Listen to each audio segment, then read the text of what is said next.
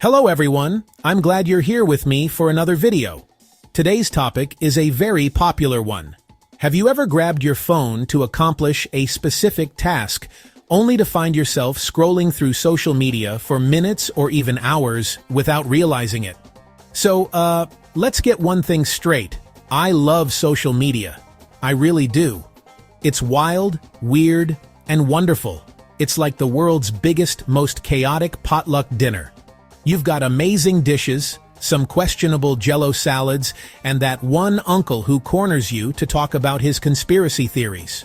For years, I treated it like a free-for-all, a place to drop a snarky comment or to post a behind-the-scenes photo, or just generally goof off.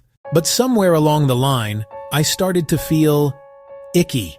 The endless scroll, the constant outrage, the pressure to have a hot take on everything. It felt less like a fun party and more like a digital cage match where everyone was angry and no one was listening. I'm a Christian, and that is a significant part of my identity. It forms the foundation of who I am. I had to confront a difficult question. Does my online presence reflect Jesus and my true faith? Or am I simply another voice contributing to the noise and chaos of the digital world? I realized that I wasn't just posting into a void. I was contributing to a culture. I was either building something positive or simply adding to the chaos. I wanted to be a source of light, not just more heat. My goal was to create a little corner of the internet where people could take a breather, learn more about God and the Bible, and feel a bit better about the world rather than worse. This wasn't about becoming some super pious, holier-than-thou internet saint. Believe me, that's not my style. I still love a good sarcastic joke. I'm still the guy who hosted the soup. But it was about being intentional. It was about realizing that every post, every share was a choice. I could choose to tear others down, or I could choose to build them up. I could spread anger, or I could share a little bit of love, a bit of Jesus, and the teachings of God's inspired Bible. I realized I needed a game plan, a simple filter to apply to everything before I hit that post button.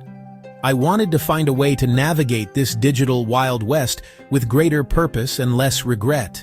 My goal became clear: to make my online presence an extension of my faith, rather than a distraction from it. I aim to use these incredible tools to connect with others, encourage, and perhaps, just maybe, lead people towards something hopeful. The first gate in my new 3-part filter is simple, but it's a big one. Is it true?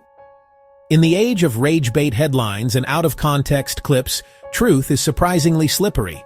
We see something that confirms our biases, feel that jolt, and hit share. I've been there. We all have. That instinct is often where we get into trouble. So now, before I share anything, I stop. I take a breath. I put on my detective hat. Do I know this is true? Have I checked the source? Is this reputable? Is this a full story or a cleverly edited clip? A small pause is incredibly powerful. It's the difference between information and misinformation. Ephesians 4:25. Therefore, each of you must put off falsehood and speak truthfully to your neighbor. In this context, our digital neighbors. Okay, it's true, but is it kind? You can be 100% accurate and still come across as a complete jerk. Truth without kindness becomes a weapon. Why am I sharing this? Am I trying to help, or just looking to feel superior? There is a significant difference between a playful jab and a mean-spirited attack. Kindness reminds us that every person is made in the image of God. Ephesians 4:29. Do not let any unwholesome talk, only what is helpful for building others up, that it may benefit those who listen. I'll type a devastating comeback, and then I'll delete it. If it won't build anyone up, I pass. Better to be known as kind than always right. Choosing grace over aggression is strength, not weakness. This is the final gate. You've got something true and kind. Fantastic. Now, is it necessary? Is this something that really needs to be said by me right now? This filter protects my peace and focus. Time, energy, and influence are limited. Is this the best use? Silence can be wisdom. This isn't my lane. Proverbs 17:28. Even fools are thought wise if they keep silent. Restraint is powerful. I don't jump into every political discussion or celebrity drama. I focus where I can help with faith, encouragement, comedy, good causes. This turns social media from a reactive habit into a proactive mission. This might seem counterintuitive after protecting your peace. I intentionally follow people I disagree with to learn, not to fight. I follow thoughtful voices across political, philosophical, and religious backgrounds. Echo chambers are comfy, but nothing grows there. Reading people in their own words reveals nuance, hopes, fears, and reasoning. You start to see them as people. If my convictions are solid, they can handle scrutiny and get sharper. I'm not following to argue, I'm following to listen. Humility says I don't have all the answers. Others may hold a piece of truth I'm missing. It's a quiet practice that expands one's perspective. It's a small act that truly matters. My weekly game plan focuses on moving from doom scrolling to discipleship. These apps are designed to be addictive, so I created a strategy to ensure that I use the tools instead of them using me. I aim to be proactive with my time rather than reactive to notifications. This is not about legalism, it's a training regimen for digital wellness. On Mondays, I focus on input, spend time reading and listening to diverse viewpoints, engage in quiet reflection. On Tuesdays to Thursdays, I prioritize engagement, post content, respond to others, and ensure your communications are true, kind, and necessary. On Fridays, I emphasize fun and encouragement, share good news and laughter. Over the weekends, I'm mostly offline. This digital Sabbath helps restore mental and spiritual health and allows for quality time with family and God. It turns social media from a constant distraction into a defined, purposeful activity with healthy boundaries. The internet can often seem overwhelmingly negative. I strive to be a source of hope.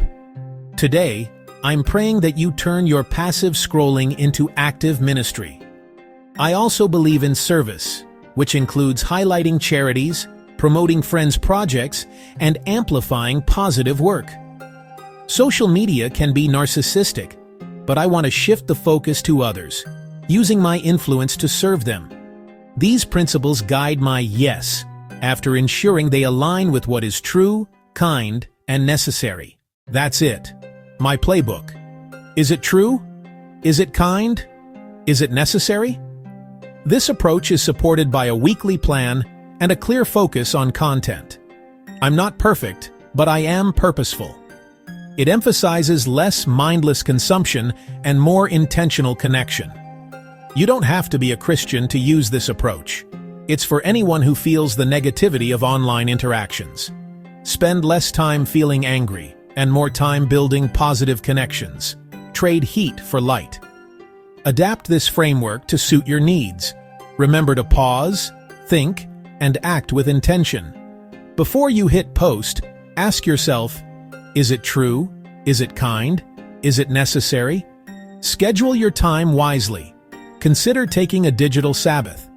If you pray, take a moment to ask God for wisdom, discernment, and a spirit of kindness. Make it your goal to be a blessing. My mission online is to reflect light, offer grace, and build others up, not tear them down. The internet can be better, one thoughtful post at a time. Let's get to work. Thank you, my friend, for tuning in today. If you haven't subscribed yet, please do so as soon as you can. See you next time.